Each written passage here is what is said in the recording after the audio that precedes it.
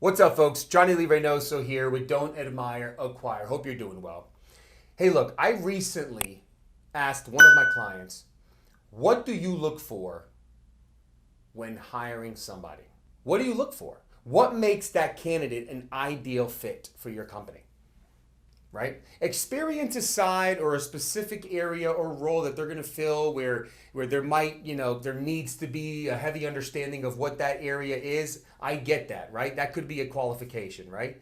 But I'm asking you, what do you look for when hiring someone?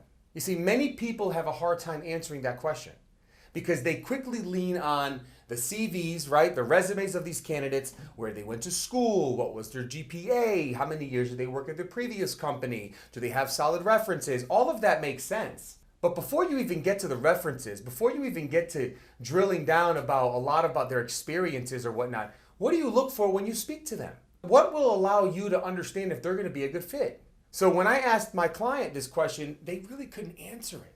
They didn't have a system. And systems don't have to be complicated. Criterias and filters that you look for, it doesn't have to be challenging. It could be quick and simple. So I have 4 critical characteristics that I look for when hiring candidates, and I'm going to share that with you right now. Let's get started. So the 4 characteristics I look for, number 1 being attitude. What do I mean by attitude? I mean their tonality, their excitement, okay? Are they on time? Do they have a positive outlook with their replies when I ask them certain questions? When I ask them questions about their experience in their former employer, do they have a positive attitude, presuming positive intent, or are they bashing their former employee? Even if you have a horrible experience, you can express your experience while still being positive rather than being negative, okay? I love it when I'm talking to a candidate who's been at their former job for, let's say, 6 years. This happened recently. And when I asked the question about, tell me a little bit about your experiences where you were last, and it literally was bash after bash after bash after bash after bash. So I then said to the person, well, let me ask you a question. You've been there for 6 years, right? Yes. Well, of the 6 years, did you have any positive experiences? Yeah. And then all of a sudden the person trips up and said, well, yeah, I did. Well, why not talk about that? I mean, obviously you're not there anymore. I get it. You're in the market. You're looking for another job. You're looking for another career. But why is it that it's just negative after negative after negative? So I look for attitude in terms of a positive attitude. I look for attitude in terms of its possible attitude.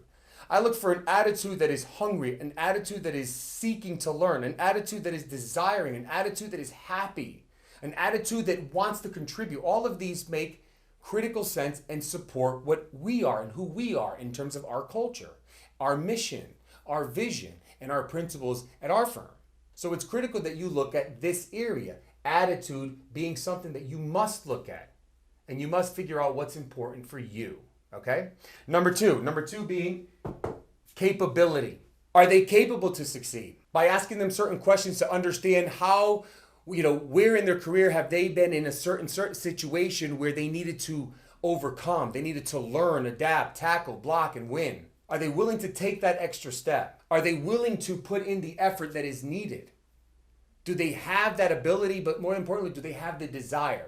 Because 99.9% of us will have the ability or the capability of doing it, but the capability of doing it is one thing, but the capability of taking action is another. Capability is critical in the sense of knowing, will this person take on a task and actually drive it to success, or will they just stall if they hit any roadblock? Okay? Point number 3, initiative. Do they have the initiative to go? Do I need to create always the initiative? You could ask these questions, especially when you're talking to salespeople. You really could get a sense of hunger. You really could get a sense of whether or not they have that ability and want to go out to win. Do they have the initiative to look around them and recognize that maybe they're falling in 3rd or 4th place, but they want to be in 1st place? Do they have the initiative to really look at what's happening in their organization in terms of maybe, in sales, let's say, some of the challenges and roadblocks that a lot of the sales leaders might have, and how do they overcome what's happening in the marketplace? What's happening with their competitors? Why are they winning? Why aren't they? Do they have the initiative to think outside the box, to take some of that opportunity and work away from the typical 9 to 5 and maybe bring it home and put in the effort so they can get better at their space? Or are they only willing to take the initiative when they're actually on the clock? You see, average people will focus on their career when it's on the clock. Above average people will focus on their career, will focus on becoming experts in their space when they're investing their time off the clock. Think about athletes in this world. The greatest athletes do not just practice when they practice with their team. It's what they do when they're not with their team that allows them to become the best athlete. Okay? That's what's important here, folks. I mean, just to think of that, people can start a career, they want to be the best, they start a job, right? This happens a lot in a lot of different organizations that I work with, folks here in my own company. They come in, they desire, they want, they say all the right things, but then all of a sudden the action behind it is not in line with what they said they want to do or who it is that they want to become. So you got to stop and think for a second and say, wait a minute, what's happening here? Well, because they don't have the initiative. They're not willing to put in that effort. And the last one that we look for, which is absolutely critical, is a sense of urgency. A sense of urgency. Now, I'm not saying you need to walk around like a nervous person, always frustrated that, oh my God, I don't have enough time, I got to run. No. My sense of urgency is, why wait till tomorrow if it can be done today? Why reply back to that executive, to your client, to that prospect tomorrow when it can be done today? A sense of urgency of saying, I don't need to wait till the end of the month to accomplish my numbers if I can accomplish it now, mid-month. I don't need to wait until this becomes a big problem if I could solve it right now. I don't need to wait until my leadership is around me so they can see how great I'm doing because I could accomplish it now, and they won't see it, but they will understand who it is that's accomplishing this great success. A sense of urgency of recognizing that time is of the essence. A sense of urgency that gives you an understanding that, you know what, your competitor is probably outworking you, so you're constantly going and going and going. Complacency kills.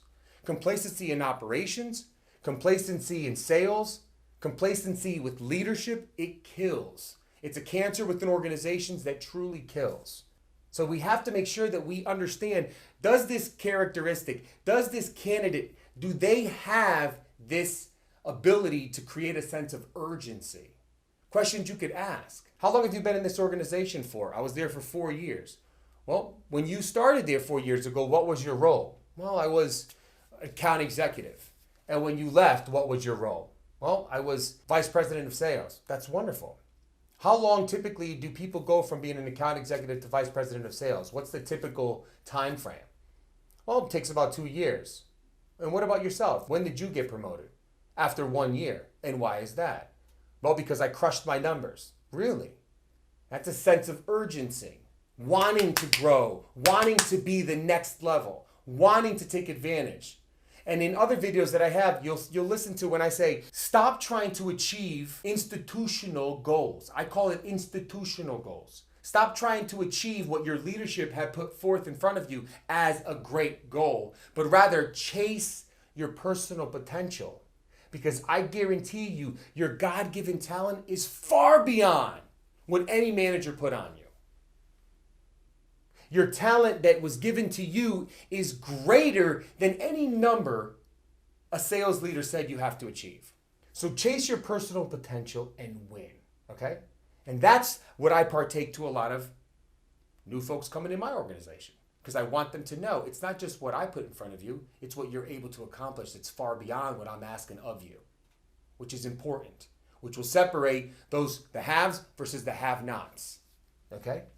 So at the end of the day, sales leaders, entrepreneurs, startups, when you're looking to hire people, look for these 4 quick, easy characteristics and what does it mean to you, okay? Again, attitude, capability, initiative, and a sense of urgency. Thank you for stopping by. Like this video, share, okay? Don't forget to hit the little alert button so you can get updates on other videos that I will bring to you, which is relevant, value-added information in today's business environment. Cheers.